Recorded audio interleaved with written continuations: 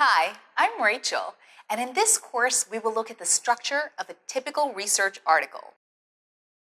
So let us begin by understanding what IMRaD denotes. IMRaD stands for Introduction, Methods, Results, Discussion.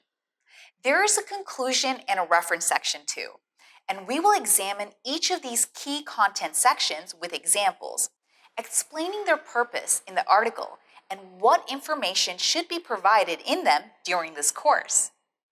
Now, let's have a look at the first step, the title. The title tells the reader what to expect from your paper. It must provide an optimum amount of information to convey the main message of your research. It is the first element of your paper a reader will see, and it will be subject to the widest exposure through web searches, database listing, and journal contents. Your title is, in essence, a string of keywords to draw attention to your paper. An effective way to achieve this is to use a full narrative title, one that clearly states your exact argument and conclusions. Keywords are critical to ensure that your study shows up in different databases. Let me give you some tips for writing an effective title.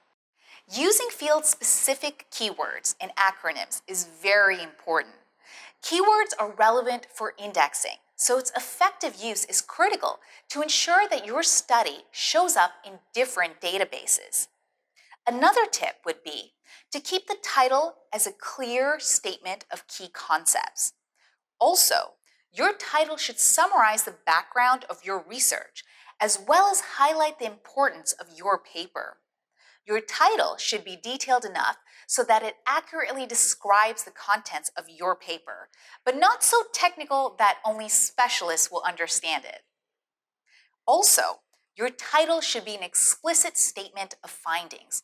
It should not make any false or misleading claims.